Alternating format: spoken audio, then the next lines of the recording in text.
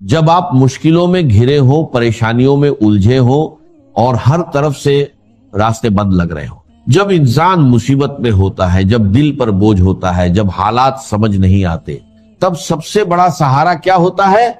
अल्लाह से सीधा जुड़ना और उसी के बताए हुए रास्तों पर चलना।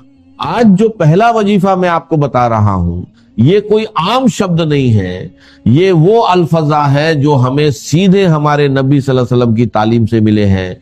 और इनकी ताकत का अंदाजा आप इसी बात से लगा सकते हैं कि ये एक नबी की जिंदगी के सबसे मुश्किल बात करने के लिए कि नबी की मंत्री के नबी की सबसे मुश्किल बात करने के लिए कि आज जो दो सिर पर बराबर के फल में पड़े गए थे, ये दुआ है, ला इलाहा इल्ला अंता सुभानका इन्नी कुन्तु मिनज जालिमीन। मतलब तेरे सिवा कोई इबादत के लायक नहीं, तू पाक है और बेशक मैंने ही गलती की है।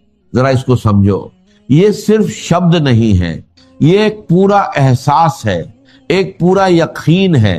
पहला हिस्सा ला इल्लाहा इल्ला अंता, यानी इंसान सबसे पहले ये मानता है कि मेरे हालात का मालिक सिर्फ तू है, तेरे अलावा कोई नहीं जो मेरी मदद कर सके। फिर सुभान का यानी ए अल्लाह, तू हर कमी से पाक है, तुझसे कोई गलती नहीं हो सकती, जो भी हुआ है वो तेरी हिकमत से हुआ है। और आखिर में इन्नी कुन्तु मिनज जालिमीन, इंसान खुद मानता है कि गलती मेरी है, कमी मुझ में है, मैं ही अपनी हालत का जिम्मेदार हूं।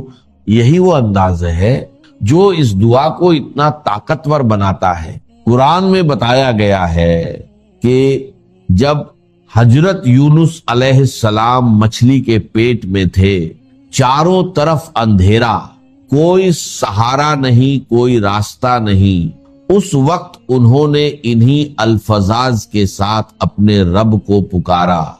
सोचिए, अगर वो उस वक्त ये दुआ न पढ़ते तो कयामत तक वहीं रहते, लेकिन जैसे ही उन्होंने अपने रब को इस यकीन के साथ पुकारा, अल्लाह ने उन्हें न सिर्फ बचाया बल्कि उन्हें उस मुश्किल से निकालकर इज्जत के साथ बाहर निकाला। और हमारे नबी सल्लल्लाहु अलैहि वसल्लम ने फरमाया कि जो भी इंसान किसी भी परेशानी में, किसी भी मुसीबत में इन्हीं अल्फाज के साथ अल्लाह को पुकारेगा, अल्लाह उसकी दुआ जरूर कबूल करेगा। ये कोई छोटी बात नहीं है, ये सीधा वादा है, एक ऐसा वादा जो हर उस इंसान के लिए है जो सच्चे दिल से पुकारता है। इस दुआ की सबसे बड़ी खूबी क्या है? ये सिर्फ मदद मांगना नहीं है, ये अपने गुनाहों को मानना है, ये अल्लाह की तारीफ करना है और ये यकीन रखना है कि वही आपको निकाल सकता है। जब इंसान इस अंदाज में अल्लाह से बात करता है तो दुआ सिर्फ अल्फजा नहीं रहती, वो दिल की आवाज बन जाती। और यही वजह है कि ये वजीफा सिर्फ एक दुआ नहीं बल्कि एक ऐसा रास्ता है जो इंसान को हर अंधेरे से निकालकर रोशनी तक ले जाता है। दुरूद शरीफ पढ़ने के बाद अपने रब से जो चाहो मांगो, लेकिन अगर तुम चाहते हो कि तुम्हारी दुआ में असर आए, तुम्हारी आवाज सीधे अर्श तक पहुंचे, तो इन दुआओं को अपनी जिंदगी का हिस्सा बना लो, इन्हें अपनी दुआओं में शामिल कर लो। समझो, ये कोई आम अल्फाजा नहीं है, ये वो खास रास्ते हैं जो अल्लाह ताला ने खुद अपने बंदों को सिखाए हैं। दुआ की कबूलियत के लिए जैसे किसी केमिकल रिएक्शन में एक खास फॉर्मूला काम करता है, वैसे ही ये दुआएं हैं जो सीधे असर करती हैं। पहला वजीफा तुम सुन चुके हो, ला इलाहा इल्ला अंता सुभानका इन्नी कुन्तु मिनज जालिमीन। ये वो कलिमा है जो बंदे को उसके रब के सबसे करीब ले जाता है। अब दूसरा वजीफा सुनो, ये भी उतना ही ताकतवर है और ये भी हमें हदीस से मिलता है। जब भी नबी सल्लल्लाहु अलैहि वसल्लम को कोई तकलीफ पहुंचती, कोई परेशानी आती, तो आप हमेशा इन अल्फाजा में अपने रब को पुकारते, या हय्यू या कय्यूम बिरहमतिका अस्तगीस, मतलब ऐ हमेशा जिंदा रहने वाले, ऐ हर चीज को संभालने वाले, मैं तेरी रहमत के जरिए तुझसे मदद मांगता हूं। जरा इसको महसूस करो, ये सिर्फ मदद मांगना नहीं है, ये सीधा अपने रब की रहमत को पुकारना है। जब इंसान कहता है या हय्यू, तो वो उस जात को पुकार रहा होता है जो कभी खत्म नहीं होती, اور جب کہتا ہے یا قیوم تو وہ اس طاقت کو بلا رہا ہوتا ہے جو پوری کائنات کو سنبھالے ہوئے ہے۔ پھر جب وہ کہتا ہے برحمتک استغیث تو وہ اپنے آپ کو پوری طرح اللہ کی رحمت کے حوالے کر دیتا ہے، جیسے کہہ رہا ہو یا اللہ اب سب کچھ تیرے ہی سہارے ہے۔ یہی وجہ ہے کہ یہ دعا بھی ایک بے حد اثردار وظیفہ ہے، خاص طور پر اس وقت جب انسان خود کو بالکل بے بس محسوس کرتا ہے۔ اب تیسرا وظیفہ سنو، یہ وہ الفاظ ہیں جو ایک نبی نے اس وقت کہے جب انہیں آگ میں ڈالا جا رہا تھا، ہر طرف خطرہ، ہر طرف موت، لیکن پھر بھی یقین ایسا جو پہاڑوں کو ہلا دے۔ حضرت ابراہیم علیہ السلام نے اس وقت کہا حسبی اللہ و نعم الوکیل، مطلب اللہ ہی میرے لیے کافی ہے اور وہی سب سے بہترین کارساز ہے۔ سوچو آگ سامنے ہے، بچنے کا کوئی راستہ نہیں، لیکن پھر بھی یہ الفاظ، یہ ہے اصلی توکل، یہ ہے اصلی بھروسہ۔ اور یہی الفاظات ہمارے نبی صلی اللہ علیہ وسلم بھی پڑھا کرتے تھے جب کوئی بڑی پریشانی آتی، جب حالات سخت ہو جاتے۔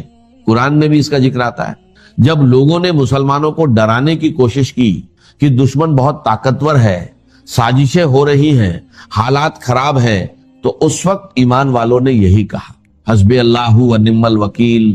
اور پھر کیا ہوا؟ ان کا ایمان اور مضبوط ہو گیا، ان کا بھروسہ اور بڑھ گیا اور اللہ نے ان کی مدد فرمائی۔ یہ کوئی کہانی نہیں ہے، یہ حقیقت ہے۔ اور یہ تینوں وظیفے ایسے ہتھیار ہیں جو ہر مشکل، ہر پریشانی، ہر اندھیرے کے خلاف کام کرتے ہیں۔ بس فرق اتنا ہے، تم انہیں صرف سنتے ہو یا پھر انہیں اپنی زندگی میں اتارتے ہو۔ جب حسبی اللہ و نعم الوکیل کہا گیا تو صرف الفاظ نہیں بولے گئے تھے، بلکہ ایک ایسا یقین ظاہر ہوا تھا جس نے آگ کو بھی ٹھنڈا کر دیا۔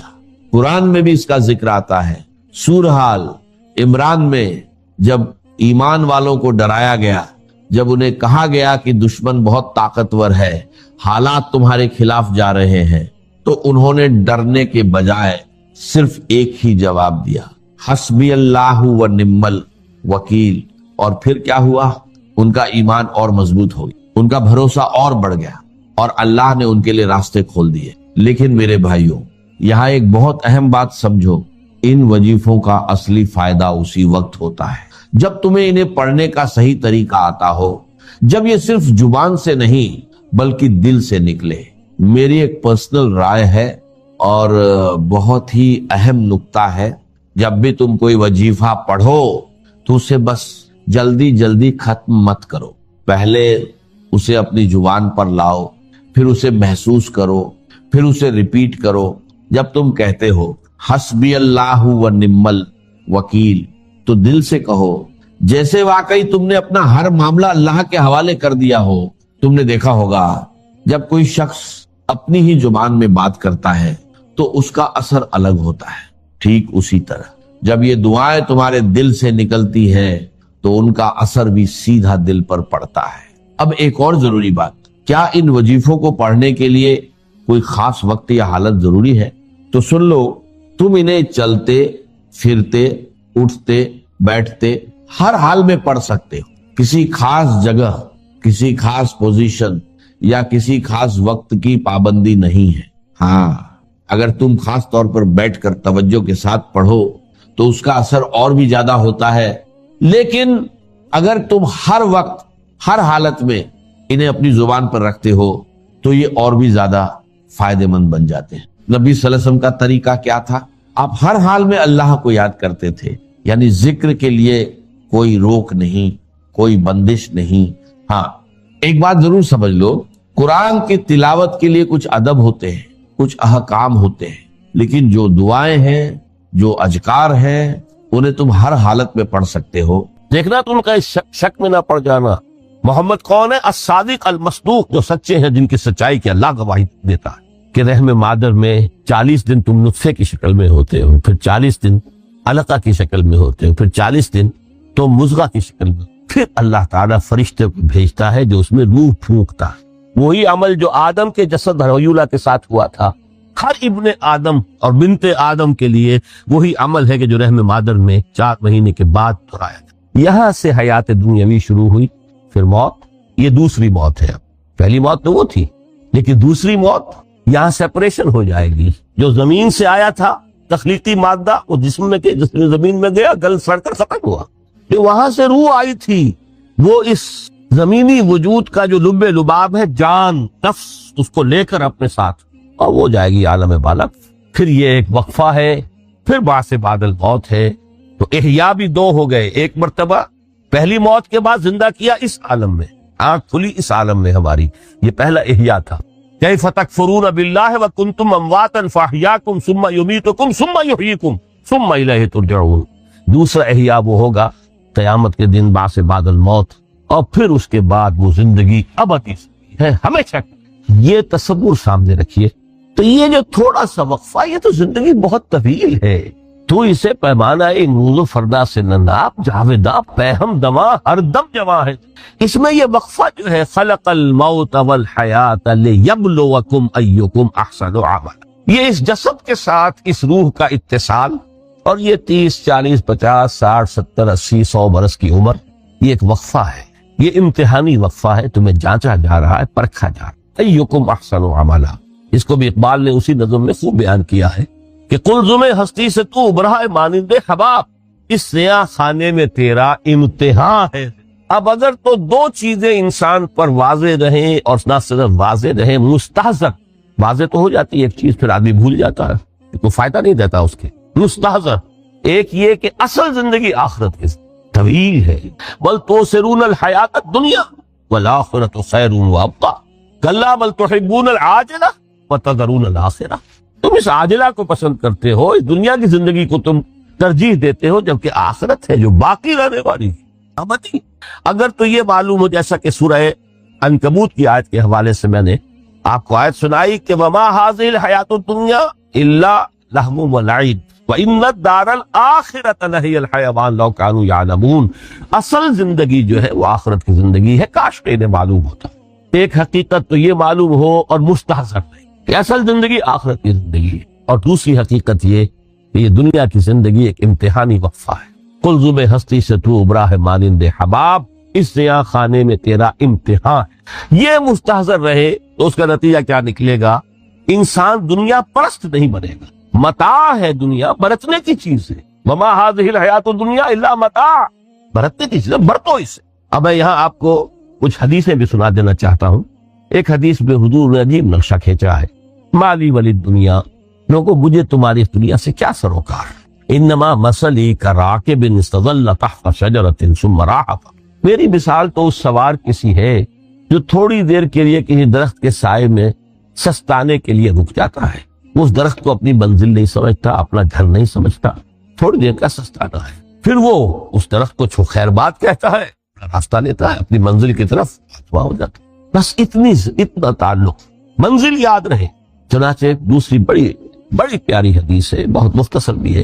انما الدنیا خلقت لکم وانتم خلقتم للآخرہ. دیکھو یہ دنیا تمہارے لیے بنائی گئی. خلق لکم ما فی السماوات وما فی الارض، قرآن مجید کہتا ہے. اس لیے میں نے کہا تھا خلافت ہمیں دینی تھی تو سب کچھ ہمارے لیے بنایا گیا. یہ محفل سجائی گئی ہے ہمارے لیے، یہ سب ہمارے لیے بنایا گیا. پورے عالم کو مسخر کیا گیا ہمارے لیے. سخر لکم، سورج بھی چاند بھی ہر چیز تمہارے لیے مسخر کی گئی ہے. انما الدنیا خلقت لکم وانتم خلقتم للآخرہ. لیکن تمہاری تخلیق ہوئی ہے، تمہیں بنایا گیا ہے، تمہیں پیدا کیا آخرت کے لیے. یہ منزل یاد رہے. میرا ٹھکانہ وہ ہے، میرا گھر وہ ہے، میری منزل وہ ہے. یہ راہ گزر ہے، یہ سفر ہے، یہ ایک وقفہ ہے، امتحانی وقفہ ہے. خلق الموت والحیات لیبلوکم ایکم احسن عملا. لیکن اب تیسری حدیث سنیے، اور یہ ہے وہ کہ جو اس دنیا کو، جو میں نے شروع میں کہا تھا، بڑی ٹھوس حقیقت ہے. یہ اللہ کی تخلیق ہے، سنجیدہ تخلیق ہے. ہم نے کوئی کھیل کود کے لیے تو نہیں بنایا ہے. ربنا ما خلقت ھذا باطلا. حضور فرماتے ہیں الدنیا مزرعۃ الآخرہ، دنیا آخرت کی کھیتی ہے. یہاں بو گے تو وہاں کاٹو گے، یہاں بو گے نہیں تو کاٹو گے کیا خاک. اس اعتبار سے غور کیجئے، یہ دنیا اور حیات دنیاوی کا ایک ایک لمحہ ایک بڑی عظیم حقیقت بن کر سامنے آ. ہماری حیات دنیاوی کا ایک ایک لمحہ ابدی ہے پوٹینشلی. کیوں کہ اس میں جو کچھ ہم کما رہے ہیں اس کے نتائج ابدی زندگی پر پھیلے ہوئے ملیں گے. تو گویا کہ یہ جو ہے یہ گھڑی محشر کی ہے، طور سے محشر میں ہے، بیشتر غافل عمل کوئی اگر دفتر میں ہے۔ یہاں کا ایک ایک لمحہ تمہارے لیے بہت قیمتی ہے، یہاں بو، محنت کرو، کاشت کرو، تاکہ وہاں کاشت الدنیا مزرعۃ الآخرہ۔ اب دیکھیے یہ جو انداز ہے قرآن کا، وَمَا الْحَيَاةُ الدُّنْيَا إِلَّا مَتَاعُ الْغُرُورِ، جو ہماری گفتگو کا آج عنوان ہے، اس کے دو نتیجے نکلتے ہیں عملاً۔ ایک نتیجہ جو صحیح ہے، جو قرآن نکالنا چاہتا ہے، جس کی طرف اسلام رہنمائی کرتا، ایک ہے بالکل منفی نتیجہ جس کی اسلام نفی کرتا۔ وہ منفی نتیجہ کیا ہے؟ دنیا دھوکے کی ٹٹی ہے، چھوڑو گھر گرہستی کو، دفع کرو، رب سے لو لگانی ہے۔ یہ شادی کر کے اور گھر گرہستی کا کرکٹ بول لینا، کہاں ایک پیٹ کا پالنا، کہاں 10 پیٹ لگ جائے پیچھے، اسی میں آدمی جو ہے گم ہو کر رہ جاتا۔ لہٰذا گھر گرہستی کو چھوڑو، تجدد کی زندگی گزارو۔ پھر یہ تمدن ہر جگہ شر ہے، برائی ہے، دھوکہ ہے، فریب ہے، جھوٹ ہے، دفع ہو جاؤ، جاؤ کہیں پہاڑوں کی چوٹیوں پر، کہیں غاروں میں، گفاؤں میں، کہیں جنگلوں میں دھونی روا۔ یہ ہے اس کا ایک منطقی نتیجہ جو نکلا ہے دنیا، اور تقریباً تمام مذاہب عالم میں نکلا ہے۔ رہبانیت، جس کی جس شد و بد کے ساتھ نفی کی ہے محمد رسول اللہ صلی اللہ علیہ وسلم، لا رہبانیت فی الاسلام، اسلام میں کوئی رہبانیت نہیں، نفی ہے، مکمل نفی، لا رہبانیت فی۔ فرمایا کہ النکاح من سنتی، یہ میری سنت ہے، میرا طریقہ ہے، گھر گرہستی کی زندگی اختیار کرنا یہ میری سنت ہے۔ 3 صحابہ پر کچھ اسی طرح کا غلبہ ہو گیا تھا۔ صحابہ میں ہر طرح کے لوگ تھے، ان میں وہ لوگ بھی تھے کہ جو بڑے ریشنلسٹ تھے، عقل کے حوالے سے بات سمجھنے والے۔ حضرت عمر کو ہم کہہ سکتے ہیں کہ سر خیل تھے رضی اللہ تعالیٰ۔ وہ درویش منش لوگ بھی تھے، کچھ پر یہ تقویٰ کا اور درویشی کا بہت زیادہ غلبہ ہو گیا تھا، مغلوب الحال ہم انہیں کہہ سکتے ہیں۔ حضرت عبداللہ ابن عمرو بن العاص رضی اللہ تعالیٰ عنہما، ایک عجیب سائملٹینیس کنٹراسٹ ہے باپ اور بیٹے میں۔ عمرو بن العاص بہت بڑے سیاستدان، مدبر، عرب نے چوٹی کے جو 3 سیاستدان پیدا کیے ان میں سے ایک عمرو بن العاص ہے، وارئر، قومکرر، سیاستدان۔ لیکن عبداللہ ابن عمرو بن العاص بالکل درویش، روزانہ روزہ ساری رات کھڑے ہیں، نہ بیوی سے کوئی سروکار، نہ کسی سے کوئی سروکار۔ حضور کو اطلاع ملی، بلا لیا، جواب طلبی ہو گئی، یا عبداللہ اولم اخبر انک تصوم الدہر وتقوم اللیل، اے عبداللہ مجھے یہ خبر دی گئی ہے تم ساری رات کھڑے رہتے اور روزانہ روزہ رکھتے، کیا کہتے ہیں؟ جی حضور ایسا تو ہے۔ لا تفعل، مت کرو ہرگز۔ فإن لنفسك عليك حقا وإن لزوجك عليك حقا وإن لزورك عليك حقا، دیکھو تم پر تمہارے اس جسم کا اور نفس کا بھی حق، اسے آرام بھی دو، اس کی ضروریات بھی پوری کرو، اس کی دیکھ بھال بھی کرو، یہ بھی تمہارے پاس امانت ہے اللہ کی۔ پھر تم پر تمہاری بیوی کا حق ہے۔ کسی صحابی نے دیکھا تھا حضرت عبداللہ ابن عمرو بن العاص کی بیوی کو کہ وہ بالکل جیسے کہ میلی کچیلی حالت میں تھی، پوچھا ہی کیا حال بنا رکھا؟ ان کا کہ آپ کے دوست کو تو کوئی غرض ہے ہی نہیں سے، ظاہر بات ہے کہ مسلمان بیوی اور کس کے لیے وہ سگھار کرے گی جب شوہر ہی کو کوئی دلچسپی نہ ہو، اس سے غرض ہی نہ۔ لا تفعل، رات کو سو بھی، دیکھو مجھے میں رات کو سوتا بھی ہوں، نماز پڑھتا بھی ہوں، میں روزے رکھتا بھی ہوں، داغی بھی کرتا ہوں، دیکھو زیادہ سے زیادہ ہفتے میں 2 دن روزے رکھ لیا کرو۔ تو حضور مجھے اور تھوڑی سی اجازت، اچھا 1 دن داغا، 1 دن روزہ، صوم داؤد، اس سے آگے کی اجازت۔ اسی طرح 3 حضرات سراسراہتن آتا ہے حدیث میں، بخاری شریف کی روایت ہے، ان پر بھی کوئی ایسا ہی غلبہ ہوا رحمانیت کا، ترک دنیا کا۔ انہوں نے آ کے ازواج مطہرات سے معلوم کیا آپ کتنی رات نماز پڑھتے ہیں، کتنا دو سوتے ہیں، مہینے میں کتنے آپ روزے رکھتے ہیں نفلی۔ انہوں نے کوئی وہاں تو کھلی کتاب تھی سیرت محمد صلی اللہ علیہ وسلم، جو کچھ تھی حقیقت بیان کر۔ اب دیکھیے ایک عجیب ذہنیت، انہوں نے دیکھا کہ یہ تو کم ہے، ان کے اندازے کے اعتبار سے تو بہت کم ہے، لیکن یہ کہ اپنے آپ کو ذرا تسلی، حضور کی تو کوئی ضرورت نہیں ہے، آپ تو معصوم ہیں، آپ کے سے گناہ نہیں ہوا، کوئی خطا نہیں ہوئی، آپ کے لیے تو یہ اتنی عبادت ہمارے لیے تو کافی نہیں ہے، ہم تو گناہگار ہیں۔ ایک نے عہد کیا کہ میں کبھی نہیں سوؤں گا رات بھر کھڑا، دوسرے نے کہا کبھی ناغا نہیں کروں گا، ہر روز روزہ رکھوں گا، تیسرے نے کہا میں شادی بیاہ کے کھکھیڑ میں پڑوں گا نہیں۔ حضور کو اطلاع مل گئی، طلب فرمایا، ڈانٹا، آپ لوگوں نے یہ کہا ہے؟ جی ہاں ہم نے کہا تو ہے۔ واللہ، خدا کی قسم، میں تم میں سب سے بڑھ کر متقی ہوں، لیکن میں رات کو سوتا بھی ہوں، نماز بھی پڑھتا ہوں، روزے رکھتا بھی ہوں، نافلے بھی کرتا ہوں، میری گھر گرہستی کی زندگی ہے، میری بیویاں ہیں۔ من رغب عن سنتی فلیس منی، یہ ٹکڑا جو جوڑ دیا جاتا ہے نکاح کے خطبے میں اس حدیث کے اس ٹکڑے کے ساتھ، یہ دو علیحدہ حدیث ہے بالکل، النکاح من سنتی، اور یہ ٹکڑا اس طویل حدیث کا ہے، من رغب عن سنتی فلیس منی، جو میری سنت کو پسند نہیں کرتا پھر اس کا مجھ سے کوئی تعلق۔ یہ تو میں نے احادیث کے حوالے سے آپ کو وہ جو منفی طرز عمل، گریز، دنیا سے تعلق منقطع کرنا، پسپائی، گریز، فرار، اور اس کا نتیجہ کیا نکلتا ہے کہ دنیا پھر شریروں کے لیے رہ گئی، کھیلیں کودیں عیش کریں۔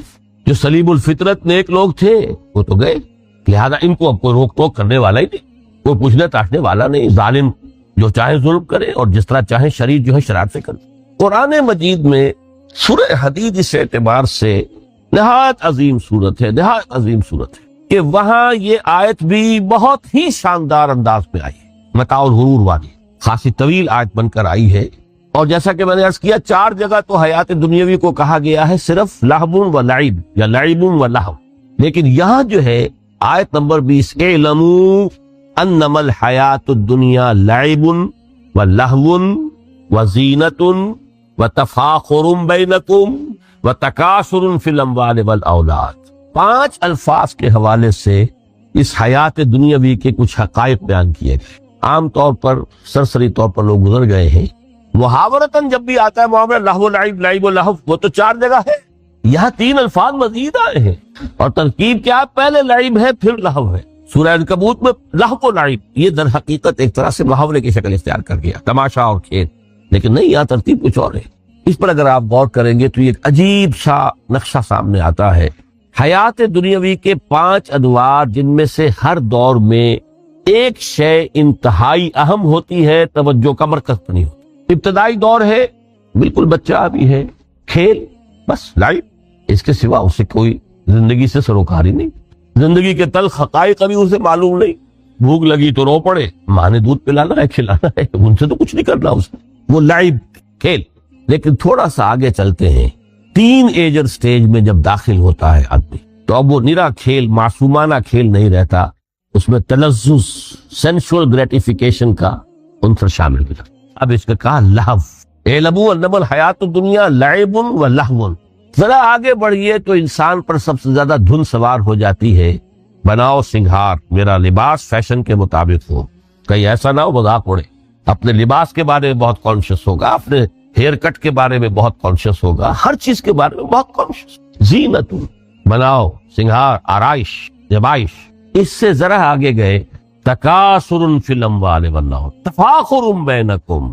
یہ سمجھیے کہ تقریباً 30 برس کی عمر جب انسان کی ہوتی ہے، اب فخر، تفاخر، یا دولت پر فخر ہوگا، یا نسب پر فخر ہوگا، یا اپنی کسی سیاسی حیثیت پر فخر ہوگا، اپنی چودراہٹ پر فخر ہوگا، تفاخر بینکم۔ جسم میں جان میں چونکہ توانائی ہوتی ہے، قوت ہوتی ہے، لیکن اس کے بعد جب عمر ڈھلی، بڑا ریئلسٹک ہو جاتا ہے انسان۔ پھر یہ جو 4تھی سٹیج تھی، اس میں تو یہ کہ مونچھ نیچی نہ ہو، چاہے سب کچھ میں اپنا خرچ کر دوں، داؤ پہ لگا دوں، لیکن مونچھ نیچی نہیں ہوگی۔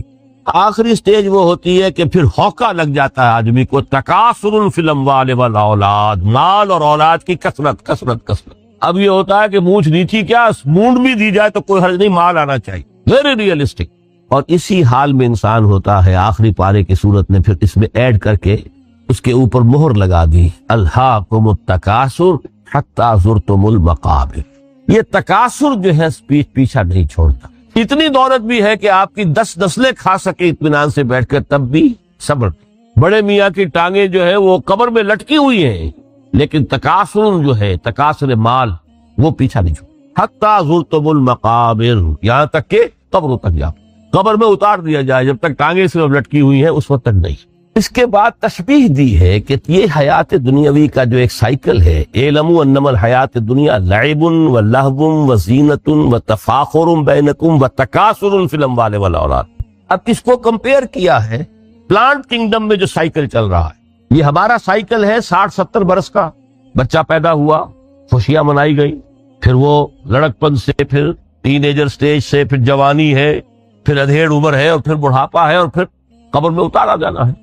لیکن یہ کہ پلانٹ کنگڈم میں سائیکل چلتی ہے، کمثل غیث اعجب الکفار نباتہ ثم یہیج فتراہ مصفرا ثم یکون حطاما۔ یہ 4 سٹیج ہیں، جیسے بارش برستی ہے تو سبزہ نمودار ہوتا، اور کاشتکار کو بڑا اچھا لگتا ہے، اس نے بیج بویا تھا، اس نے محنت کی تھی، اس نے ہل چلایا تھا، اعجب الکفار نباتہ، اس کو بہت اچھا لگتا ہے، دل باغ باغ ہو جاتا۔ جیسے آپ کے یہاں بیٹا ہوا پوتا ہوا خوشیاں مناتے ہیں. کمثل غیث اعجب الکفار نباتہ ثم یہیج, پھر وہ فصل اپنی پوری قوت کو پہنچتی, فصل لہرا رہی ہے, فتراہ مصفرا, پھر وہ زرد ہو جاتی ہے. وہ ہریاول اب ختم ہوئی, اب فصل پک گئی ہے, اب وہ زردی پر آ گئی. ثم یکون حطاما, پھر وقت آتا ہے اگر وہ خضرو گھاس ہے تو پھر وہ چورا چورا ہو کر پھر وہ مٹی میں مل جاتی ہے, اور اگر فصل ہے تو کھیتی کٹ گئی, اس کے بعد کیا رہ گیا وہاں, وہ چورا ہی رہ جاتا ہے باقی. یہ لائف کا سائیکل چل رہا ہے, 3 مہینے کا ہو 4 مہینے کا ہو, یہ ہے پلانٹ کنگڈم کا, وہ ہے سائیکل انسانی زندگی. اب فرمائی ٹیپ کی بات جو ہے, وَفِي الْآخِرَةِ عَذَابٌ شَدِيدٌ وَمَغْفِرَةٌ مِّنَ اللَّهِ وَرِضْوَانٌ. دیکھو دنیا کی زندگی تو ان سٹیجز سے ہو کر گزر ہی جاتی, جو پیدا ہوا ہے اس پر بڑھاپا بھی آئے گا, موت. کل نفس ذائقۃ الموت, جو سورہ آل عمران کی 185ویں آیت کا پہلا جملہ. ہر انسان کو جو پیدا ہوا موت آ گئی. اب یہ ہے کہ وہ کہیں آپ نے محل میں گزار لی زندگی, کسی کٹیا میں گزار لی زندگی, کسی کی فٹ پاتھ پر گزر گئی زندگی. زندگی گزر جاتی ہے, گزرتی ہے, اور ان 5 سٹیجز میں سے ہو کر گزرتی ہے. آپ گندی گلیوں میں بچوں کو کھیلتے ہوئے دیکھتے ہیں, وہ بھی کھیل رہے ہوتے, نالیوں کے پانی کے اندر کھیل رہے ہوتے, ان کا بھی کھیل ہے. گندے جوڑ میں کھیل رہے ہوتے, وہ تو ہے زندگی کی وہ سٹیج جو ہے کھیل کی ہے. کسی کے پاس بڑے قیمتی کھلونے ہیں, ان سے کھیل رہا ہے, کوئی اس طرح گلی ڈنڈا کھیل رہا ہے یا کچھ اور کھیل رہا ہے. لیکن وہ 5 سٹیجز تو آئیں گی. اعلموا انما الحیات الدنیا لعب ولہو وزینۃ وتفاخر بینکم وتکاثر فی الاموال والاولاد کمثل غیث اعجب الکفار نباتہ ثم یہیج فتراہ مصفرا ثم یکون حطاما وفی الآخرۃ عذاب شدید ومغفرۃ من اللہ ورضوان. آخرت میں جا کر یہ بائیفرکیشن ہو جانی ہے, یا تو شدید عذاب اور یا اللہ کی مغفرت اور رضا. Now the choice is yours, اما شاکرا و اما کفورا, فیصلہ تم خود کرو. وما الحیات الدنیا الا متاع الغرور, یہاں بھی آخری الفاظ وہ ہے کہ دنیا کی زندگی دھوکے کے سوا کچھ نہیں. کیوں؟ اگر تو دنیا کی زندگی میں گم ہو گئے, جیسے کہ اقبال نے کہا ہے کہ کافر کی یہ پہچان کے آفاق میں گم ہے, اور مومن کی یہ پہچان کے گم اس میں ہے آفاق. دنیا میں رہو, طالب دنیا نہ بنو, طالب عقبہ, طالب آخرہ. دنیا میں رہو, برتو, استعمال کرو, تمہارے لیے پیدا کیا گیا بھائی, برتو, متاع ہے, برتنے کی شے ہے. حلال اور حرام کی پابندیاں سامنے رکھو, باقی برتو. مطلوب یہ نہ, مقصود یہ نہ, مطلوب آخرہ. انما الدنیا خلقت لکم وانتم خلقتم للآخرہ. منزل وہ رہے, مستحضر رہے, سامنے رہے کہ میں تو اجنبی ہوں, یہاں یہ میرا وطن نہیں ہے. دنیا سجن المومن و جنت الکافر. جیسے کسی پرندے کو کسی پنجرے میں بند کر دیا گیا ہو, اس طرح ہمیں اس دنیا میں بھیج دیا گیا. اللہ کی مرضی سے بھیجا ہے. جب تک وہ چاہتا ہم رہیں گے یہاں, لیکن ہمارا دل یہاں نہیں لگے گا. بازار سے گزرا ہوں, خریدار نہیں ہوں, طالب دنیا کا. تب تو یہ کوئی دھوکے کا سودا نہیں, وطن نہیں, بالکل نہیں. حضور نے خود فرمایا مجھے تمہاری اس دنیا میں سے فلاں فلاں چیزیں بہت پسند ہیں. کس قدر ریئلسٹک ہیں.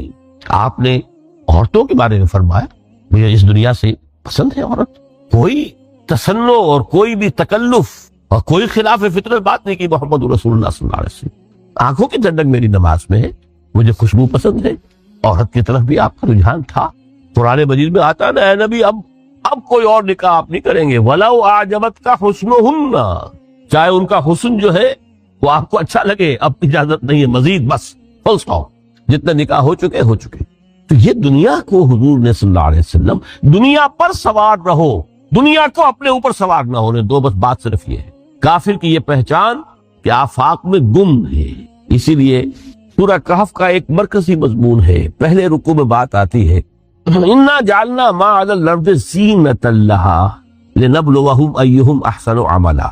ہم نے اس دنیا پر جو کچھ ہے, یہ اسکائی اسکریپرز بن گئے ہمارے زمانے میں, اور یہ شاندار بلڈنگز ہیں, اور یہ کچھ ہے, ہم نے زینت اور زیبائش اور آرائش بنا دیا ہے تاکہ آزمائیں. انہی کے حسن کے شکار ہو جاتے ہو اور ان کے پرستار بن کر رہ جاتے ہو. رخ روشن کے آگے شمع رکھ کر وہ یہ کہتے ہیں ادھر جاتا ہے دیکھیں یا ادھر پروانہ آتا ہے. پھر بھی اللہ ہی کے عاشق بنے رہو, اللہ ہی سے محبت کرو تو کامیاب ہو گئے. دنیا کو برتو. اگر دنیا یہ عروس 1000 داماد جو ہے, اگر کہیں یہ محبوبہ بن گئی تو ختم. اچھا دیکھیے اس سورہ حدید میں اب یہ دنیا کی حقیقت کو اس طرح بیان کر کے 2 نتیجے جو اس سے نکلتے ہیں ان کو علیحدہ علیحدہ بیان کر دیا.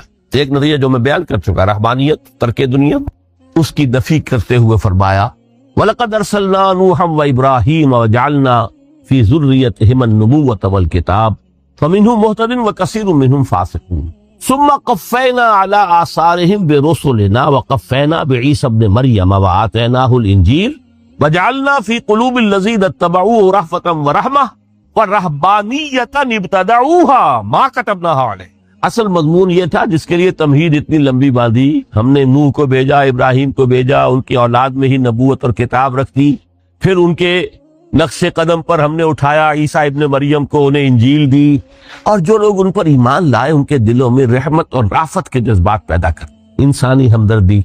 हजरत ईसा का जो अपना मिजाज था, जाहिर बात है कि आपके हवारियीन और आप पर ईमान लाने वालों में उसी का एक अक्स पैदा होना था, लिहाजा वो एक खास कैफियत। लेकिन फरमाया एक शय को उन्होंने बिदअत के तौर पर ईजाद कर लिया, व रहबानियतन इब्तदऊहा मा कतबनाहा अलैहिम। रहबानियत की उन्होंने बिदअत ईजाद कर ली, ये उन्होंने की है, हमने ये उन पर फर्ज नहीं की थी। ये है वो मनफी नतीजा। गुरेज, खानकाहों में जाकर बैठ जाओ, मोनेस्टिसिज्म, तजर्रुद की जिंदगी गुजारो। नतीजा उसका क्या निकलता है कि बज़ाहिर राहिब और राहिबाएं रह रही हैं और रह रहे हैं, और अंदर जो हरामकारी के बाजार चल रहे हैं, और तहखानों के अंदर हरामी बच्चों की कब्रों के कब्रिस्तान बने। हिस्ट्री ऑफ क्रिश्चियन मोनेस्टिसिज्म पर किताबें पढ़ लीजिए, खुद उन्होंने अपने सारे जो हैं बखिए उधेड़ कर खुद रख दिए। ये रहबानियत, ये इस्लाम का रास्ता नहीं है। अहादीस के हवाले से मैं आपके सामने पहले बयान कर चुका हूं, मैं बाद में थोड़ा सा अर्ज करूंगा कि हमारे यहां भी ये रस्म क्यों आई और कैसे आई। अल्हम्दुलिल्लाह उस दर्जे में नहीं आई जिस दर्जे में कि क्रिश्चियनिटी में आई है, अल्हम्दुलिल्लाह सुम्मा अल्हम्दुलिल्लाह, लेकिन किसी दर्जे में अगर आई है तो क्यों आई है ये मैं बाद में अर्ज करूंगा। लेकिन इसका मल हयातुद दुनिया इल्ला मताउल गुरूर का दूसरा नतीजा क्या है? पहला नतीजा था गुरेज का, पसपाई का, फरार का, माशरे से निकल भागने का, ताकि माशरे में अशरार खुल खेले, जो चाहे करें। एक रास्ता ये है, तर्के दुनिया के मानी है तर्के लज्जात दुनियावी, आसाइशों को तर्क करना, सख्तियां झेलना। किस लिए? ताकि दुनिया से जुल्म का खात्मा, बातिल का तख्ता उलट दिया जाए, जुल्म का इस्तीसाल। जाहिर बात है जालिम आसानी से जुल्म नहीं छोड़ेगा, एक्सप्लॉइटर वाज व नसीहत से अपने एक्सप्लॉइटेशन से बाज नहीं आएगा। शाज होते हैं उस तबके के अंदर भी यकीनन कुछ सलीमुल फितरत लोग होते हैं, जैसे तबका अशराफिया से थे हजरत अबू बकर रजी अल्लाह तआला अन्हु, सलीमुल फितरत इंसान थे। वो कोई गुलामों के तबके से तो नहीं थे, कोई फुकरा के मसाकीन के तबके में से नहीं थे, ऊंचे तबके में से थे। अशरा मुबशरा अक्सर व बेशतर उस तबके से थे। लेकिन बाई एंड लार्ज वो जो तबका होता है, या तो वो अपने जबर और इस्तिबदाद का तख्त जो है जमा कर बैठा हुआ लोगों की गर्दनों के ऊपर, पॉलिटिकल रिप्रेशन है, या इकोनॉमिक एक्सप्लॉयटेशन है, इस्तेसाल। मेहनत लोग करें, खाएंगे हम, ऐश हम करेंगे। मेहनत किसान करें जाके खेत में, हम ले आएंगे अपना हिस्सा और ऐश करेंगे।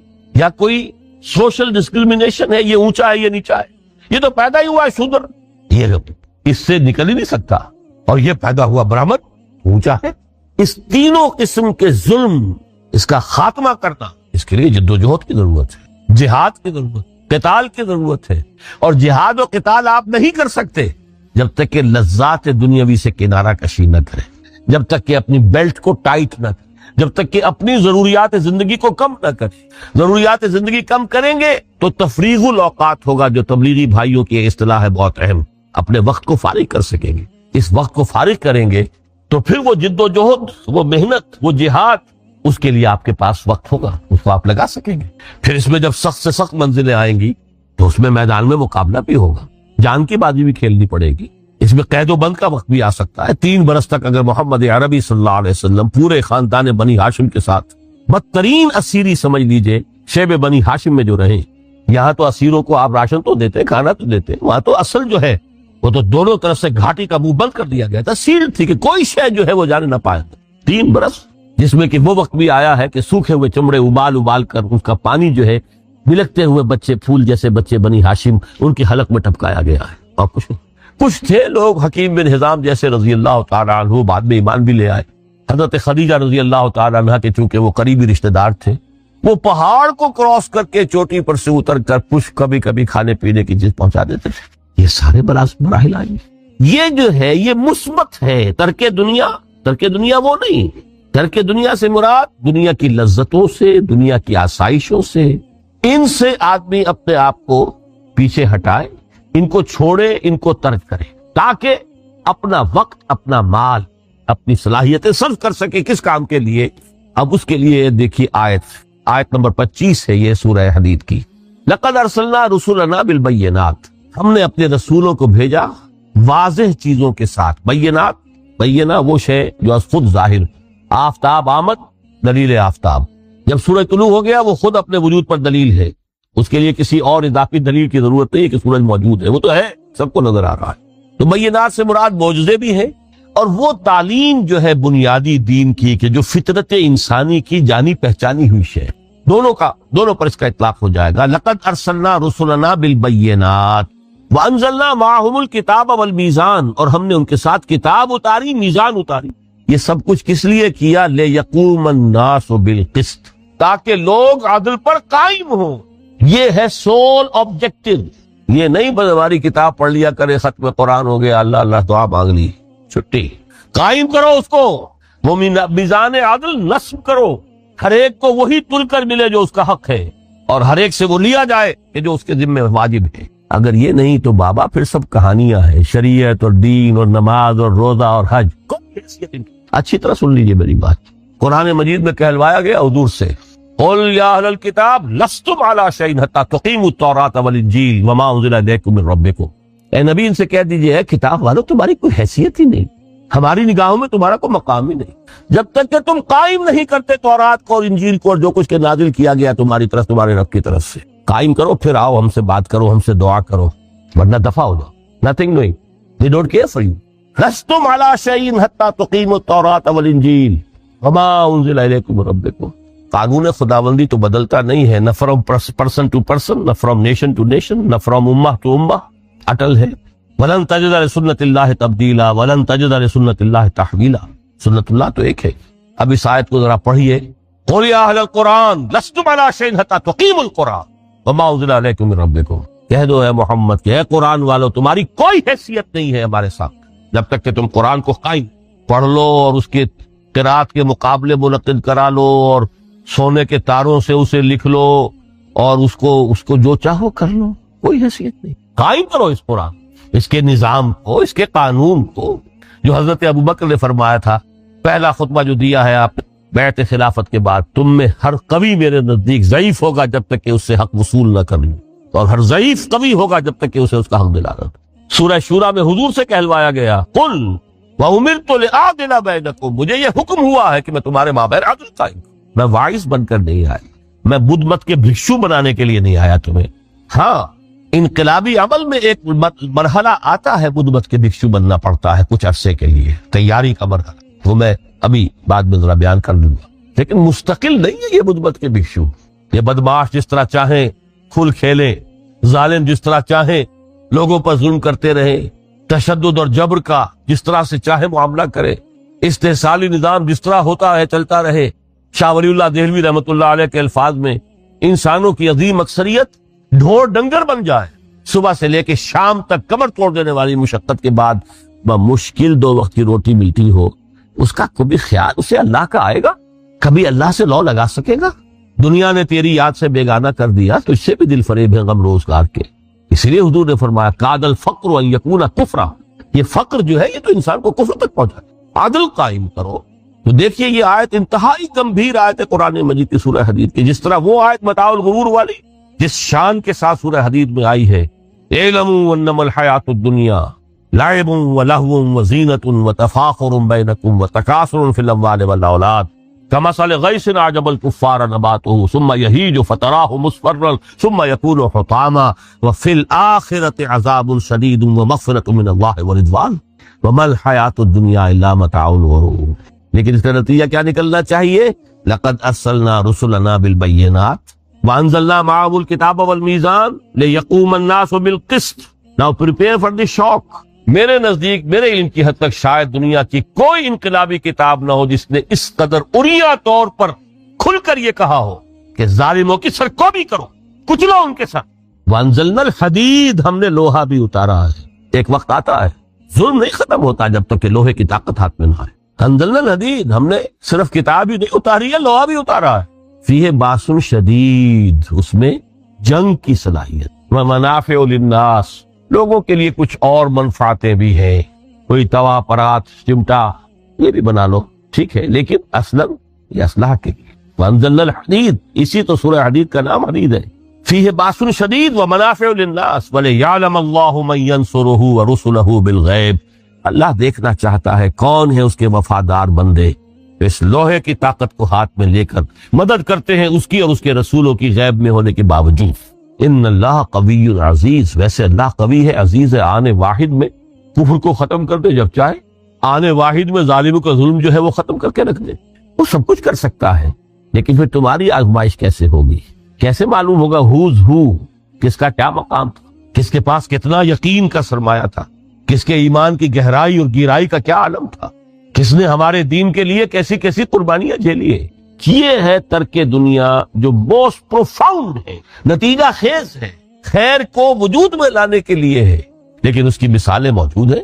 حضرت مصعب بن عمیر رضی اللہ تعالی عنہ، ایام جاہلیت میں کہا جاتا ہے ان کا جوڑا جو ہے شام سے تیار ہو کر آتا تھا، جیسے کبھی مشہور ہے کہ پنڈت نہرو کا بھی کپڑے سل کر آتے تھے پیرس سے، موتی لال نہرو کا بیٹا، اور موتی لال نہرو وہ تھا کہ وائس رائے کی پہلی کار آئی ہے ہندوستان میں تو دوسری کار موتی لال کی آئی، اس کا بیٹا، اس کے کپڑے پیرس سے سل کر، مصعب بن عمیر کے کپڑے شام سے تیار ہو کر آتے، اور وہ ہمیشہ عطر میں بسے ہوئے ہوتے تھے، جہاں سے گزر گئے معلوم ہوا کہ پوری گلی جو ہے وہ مہک اٹھی، معلوم ہو جائے کہ مصعب گزرا ہے یہاں سے، ایمان لائے محمد رسول اللہ صلی اللہ علیہ وسلم۔ باپ فوت ہو چکا تھا، اس کی چھوڑی ہوئی دولت تھی، ماں تھی، لیکن وہ خاندان کا نظام، چچا تھا سربراہ، وہ بدترین کافر، اس نے پہلے سمجھایا ہوگا 100 طریقے آزما کے پھر آخری بار اس نے آزمایا کہ جس دولت کے اوپر تم عیش کر رہے ہو یہ تمہارے مشرک باپ کی دولت ہے، نکل جاؤ گھر سے۔ انہوں نے سمجھا تھا جیسے سورہ صافات میں آتا ہے فَأَرَادُوا بِهِ كَيْدًا فَجَعَلْنَاهُمُ الْأَسْفَلِينَ، انہوں نے حضرت ابراہیم کے بارے میں سمجھا تھا جب دیکھیں گے کہ آگ تیار ہو رہی ہے اور یہ اس میں مجھے ڈال دیں گے تو سب یہ نشہ حرن ہو جائے گا، یہ توحید وحید سب ہوا ہو جائے گی، لیکن ہوا کیا؟ بے خطر کود پڑا آتش نمرود میں عشق، عقل ہے محو تماشائے لبے بام۔ اس نے تو یہ دھمکی دی تھی کہ دن میں تارے نظر آ جائیں گے مصعب کو، ناز و نام میں پلا ہوا انسان، اسے کہہ دیا جا نکل جاؤ گھر سے، اٹھ کر چلنے لگے، اس کا تیش جو ہے اور اچھا یہ کپڑے بھی اسی مشرک باپ کے ہیں، اتارو ان سب۔ مادر ذات برہنہ ہو کر گھر سے نکلے، مادر ذات پھر وہی ہے کہ جن کے نام قرائے فال بنا میں من دیوانہ زدن، بیعت عقبہ اولا ہوئی ہے، لوگوں نے کہا کہ ہمیں کوئی مقری دیجئے قرآن پڑھانے والا جو ہمیں قرآن پڑھائے، حضور نے فرمایا جاؤ مصعب۔ وہ مصعب وہاں جا کر مدینے میں المقری بن گئے، جا المقری، وہ آ رہا پڑھانے والا، اور 1 سال کی محنت دعوت اور تبلیغ اور قرآن کے پڑھانے کے نتیجے میں اگلے سال 75 افراد لا کر حضور کی جھولی میں ڈال دی۔ یہ مصعب ہے۔ شہادت ہوئی ہے غزوہ بدر میں۔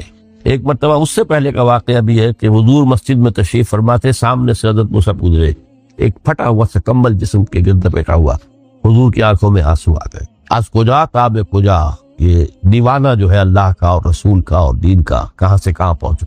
غزوہ احد میں علم ان کے ہاتھ میں ہے، جس ہاتھ میں علم ہے بار پڑا، کٹ گیا، دوسرے سے پکڑا، اس کو بھی کٹ گیا، پھر دونوں جتنے بچ گئے تھے حصے ان سے سنبھالا، پھر شہید ہو گئے۔